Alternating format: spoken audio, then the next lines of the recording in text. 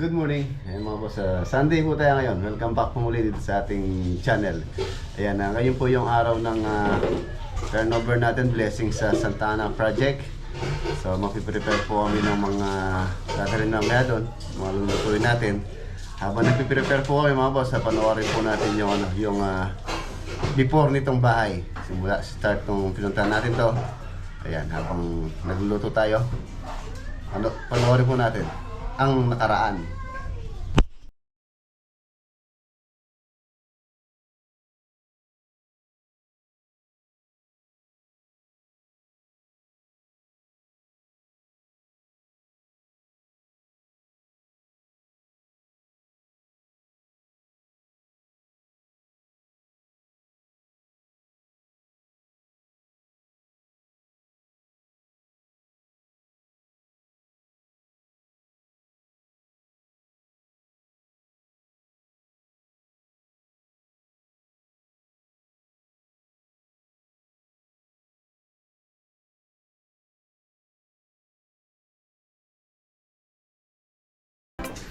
Ayan, yung uno po mga poste ang kukuha ko sa kanila mga location. Ayan dito. Ayan si Ramon. Bayaw ni Mang Sani. Nasa si Mang Sani, Ramon? Bukas sa pasok. Ano mangyari? Ayan si Mang Sani, dito rin po siya. Bukas daw siya papasok. Ayan ngayon, wala pa naman sila masyadong gagawin naman ngayon dito. I-prepare pa natin mga kailangan nila. Yan dito, magkakaposte rin po dito sa location na to. Wala yung mangyari dyan, slab po itong i-extend natin. Tapos itong bahay, renovate dito. Papalitan yung bubong. Tapos yung mga door, mga layout sa loob, siguro may bago rin na yun sa sinusunod natin plano ng architect. Glad siya po yung ano dyan, may gawa ng plano nito.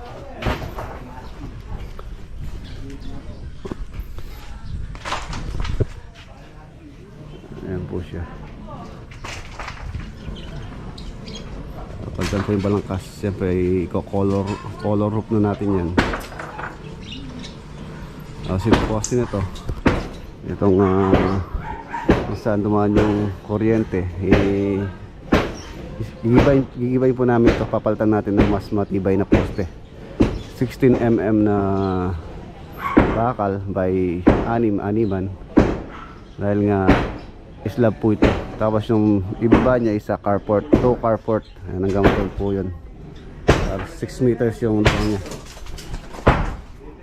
Ayan, doon sa may likod. Dito magiging firewall na dito sa wall na to. Hindi, marami rin yung panggamit si Kuya Jojo. Magkakakot po sila, lilipat muna po sila.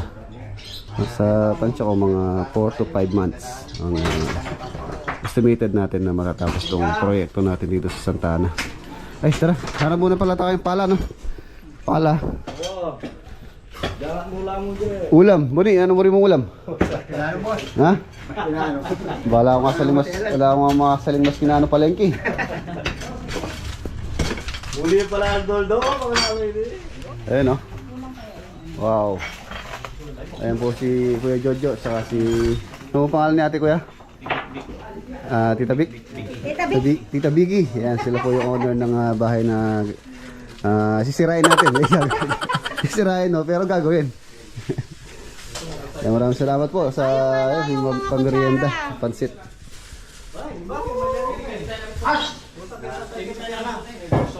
Ayan, nandito na po tayo sa bubong nitong ito, babagbagin po ito. Bale mangyayari dito, slab po ito na i-extend na o didikit na dito sa pinakabahay.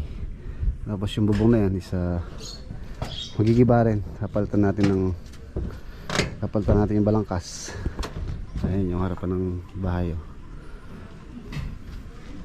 Tapos dito carport, yun nga, tulad na sabi ko kanina, 2 kotse. Tapos meron pang isa doon, bali 3 car. Sa kabila po doon meron pang garahe din po doon. Ayun yung likod niya. Ayun, bukid. Ayun, may mga puno ng mangga. Tapos matubig. Wala kayang ano dito, isda. Para makapag fish hunting din tayo dito. Sana meron. O kaya palaka.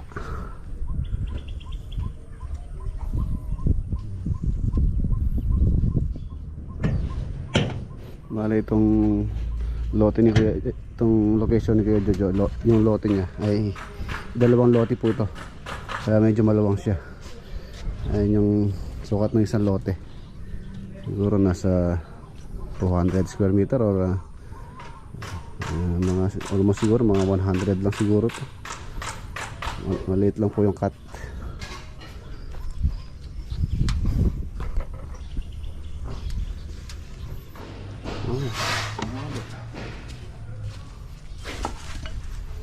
Baklasing din po kasi bubong nito. Yung kisame niya isa kahoy din. Kahoy din yata yung ginamit dyan. Saan na daw po yung bahay na to. Kung hindi ako nagkakamali, mga 20 years.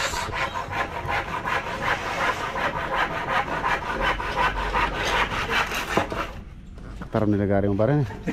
May purune, pinamay tayo sa barbatan nyo. At sukay. Ayun o, lalim ka agad parang post negro yung inuukan nyo. Medyo ano lang po itong tambak ng ay yung lupa tambak. Kaya kailangan natin kuhanin yung natural ground. Lumabas pa tayo kahit mga ano pa 60 cm doon sa natural ground. Malalim-lalim na po yan. Tambak pa yan o. May sibol na, may sibol kanina. Medyo, malambot na yung kaya. May tubig yun sa likod eh. Kailangan pala natin yung submersible dyan. Submersible pump. Papunta sa Pangasinan, kukunin ko pala yun. Nagkamula kasi dyan. Ayun o, nandito na po si Poging Architect. Ayan si Architect Vlad. Siya po yung may gawa nitong plano dito sa ginagawa natin. Siyempre, kasama din siya ngayon, first day. Shoutout kay Architect. Ayan yung po mga naghahanap ng arkitekto. Siyempre magaling. Si Architect po, pwede po kayong mag-inquire sa kanya sa plano. Kung gusto nyo ipa-build din sa atin. Ayan mga boss. Sana masubaybayan nyo po yung paggawa din namin dito sa bahay na to. Dito sa bahay ni Kuya Jojo. Ayan. First day pa lang po natin. Tapos naglilipat muna sila Kuya Jojo.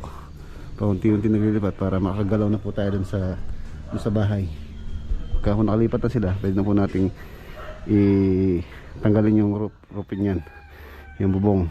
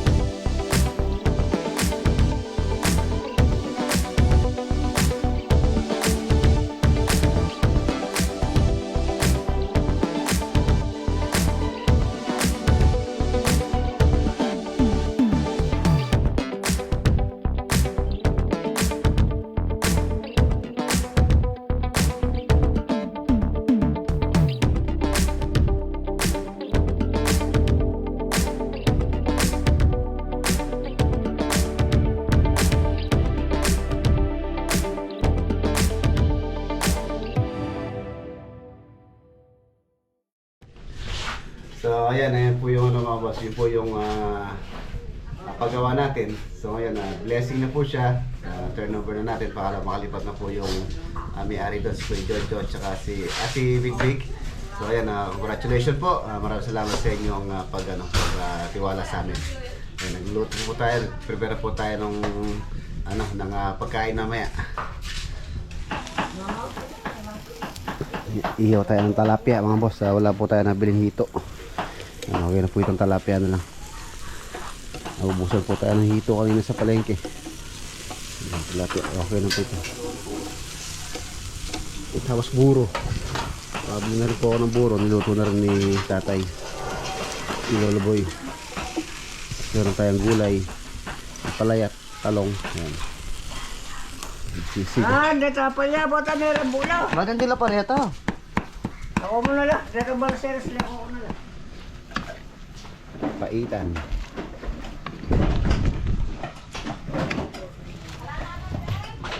So ayan mga boss, tapos na po yung pag-prepare natin ng pagkain. Dinala na po nila Misis doon sa sasakyan. Tayo magmumotor tayo papunta ron. So let's go sa Santa Ana Project. Siya nga pala, binabati ko pala ng maligayang karawan si Bayaw, si Patrick. Birthday po niya ngayon. And Bayaw, happy birthday. Mabuhay ka hanggat gusto mo. Let's go! Ayan mga boss, nandito na po tayo sa Santa Ana, sa bahay. Ayan na po siya. Medyo mainit pa po. Time check 3:35.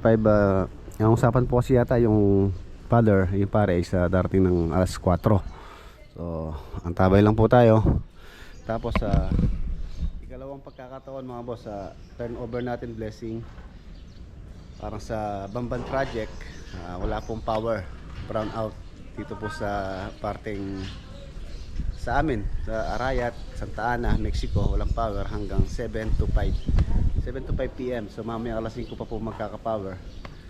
So yun, pangalawang pagkakataon po, blessing, turnover ng ating project is brown out, walang power. Pero mamayang 5 magkakakuryente na rin po.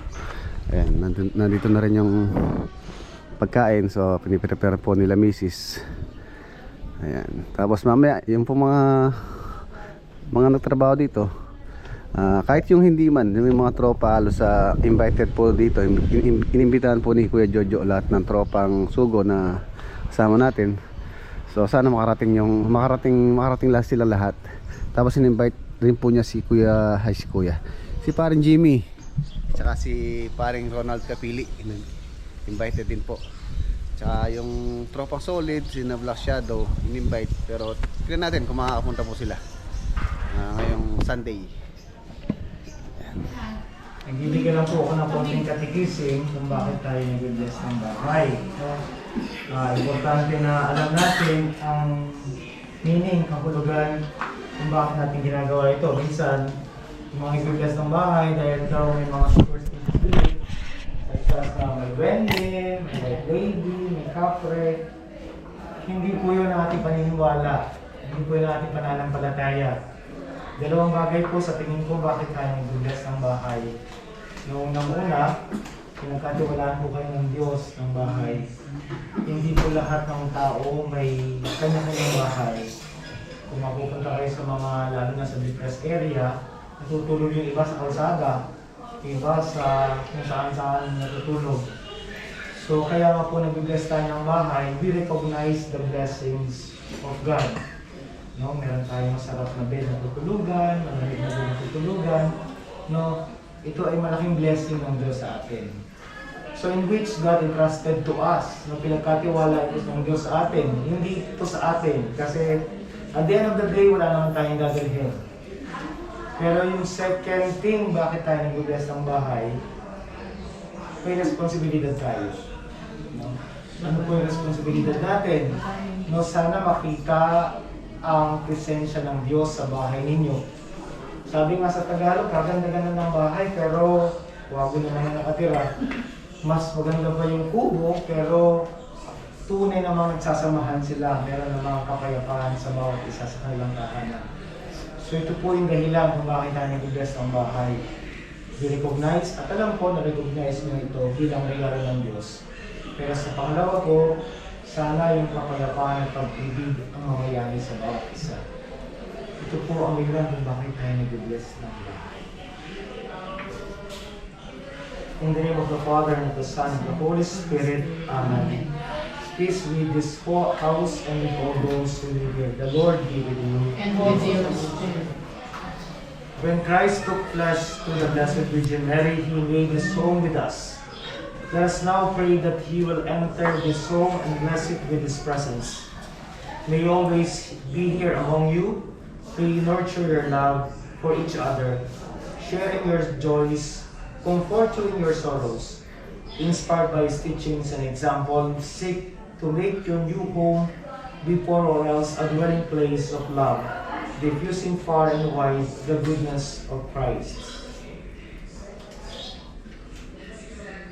The Lord be with you. And with your spirit. Proclamation of the Holy Gospel according to Luke. Glory to you, O Lord. The Lord said to the 72, into whatever house you enter, first say, peace to this household. If a peaceful person lives there, your peace will rest on him. But if not, it will return to you. Stay in the same house and eat and drink what is offered to you, for the laborer deserves his payment. Do not move about from one house to another. Whatever town you enter and they welcome you, eat what is set before you. If you're seeking it, and say to them, the kingdom of God is at hand for you. My dear friends, the gospel of the Lord. Praise to you, Lord Jesus Christ. Just simple share, nga po, whoever comes into your house, hindi sinasabi you welcome the thief. Kung pwede mo magnanakaw, whoever comes into your house with a good intention, may the peace of the Lord will be always your response to them. Ang kapayapaan ng Diyos ang laging ibinibigay sa kanila bilang pasalamat sa Diyos. Let us pray. Lord, be close to your servants and move into this home today and ask for your blessing. Be their shelter when they are at home, their companion when they are away, and their welcome guests when they return, and at last receive them into the dwelling place you have prepared for them in your Father's house, where you live forever and ever. Amen. Asan po yung magpamilya? Ayun. Lapit. Do. Ayan.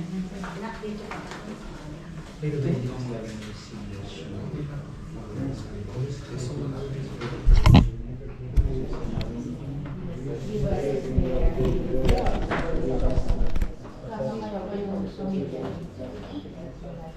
Lead us not into temptation, but deliver us from the Spirit. As it was in the beginning, now, and will be forever. Amen. Our Father, who art in heaven, hallowed be thy name. Thy kingdom come, thy will be done on earth as it is in heaven. Give us today our daily bread, and forgive us our sins, as we forgive those who sin against us. Do not bring us to temptation, but deliver us from evil. Amen. Hail Mary, full of grace, the Lord is with thee. Blessed are you among women, blessed. Glory be to the Father, to the Son, and to the Holy Spirit. Yun nandito pala si Mang Sunny Boy. Mang Sunny, kasama ka ba sa ano dito? Oo nga pala Nadiligan na. Nadiligan ka na pare, hindi ka natunaw. Medyo kuminis yung konti. Ayan, ito po yung ating pagkain. Meron tayong ngayon na tilapia, gulay, buro, palabok, kalderetang kambing, barbecue, morcon, tawag dito, lumpia. Chicken roll yun. Yung chicken roll pala yun. Tapos lumpia, seafoods, mixed seafoods, Beef broccoli. beef broccoli. Ayan tayong menudo. Ayan tayong sisig, dinuguan, at chop suey. Ayan po yung food na hinanda natin. Meron pa tayong papaitan.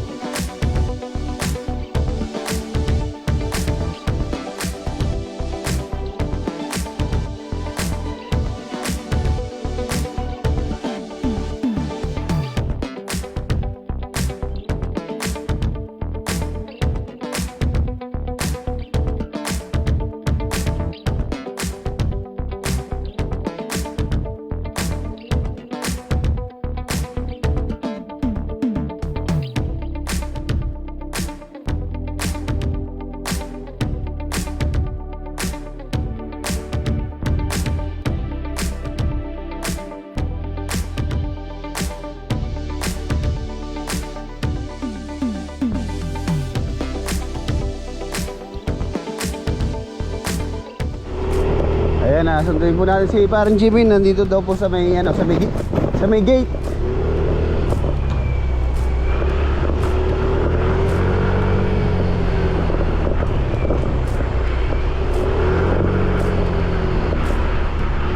Tara, pare. Motorya pala.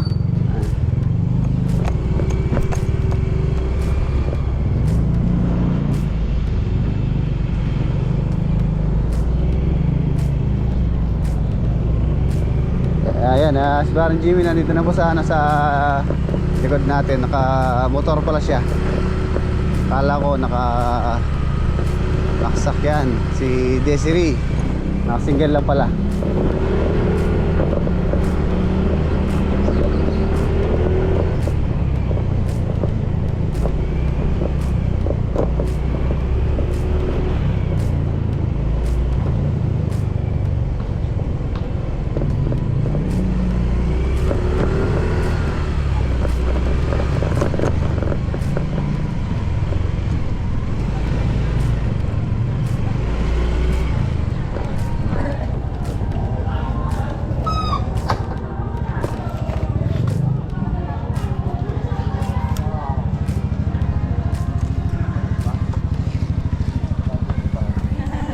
Guys, ito next time naman.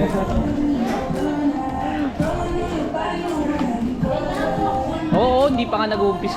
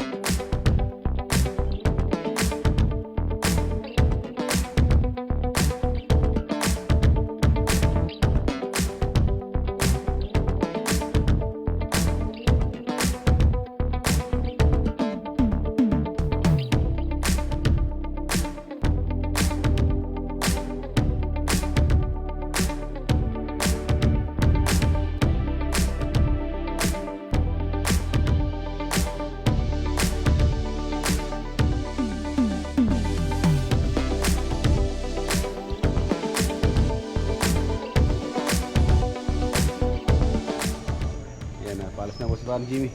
Pare, ingat. Nandaan lang.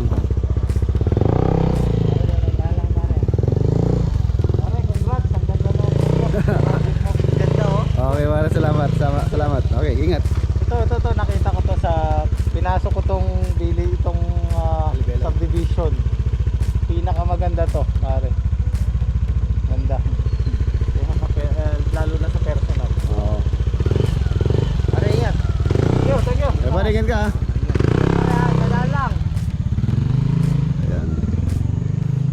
Ayan, nakakabere po nito, pauwi na rin. Inintay ko lang sa sakyan dahil hinatid yung mga ibang tropa. So pagkadating ng sasakyan, sibat na rin po tayo para makapagpahinga na rin po sina Kuya Jojo at saka sina Ate Bik Bik. Okay na.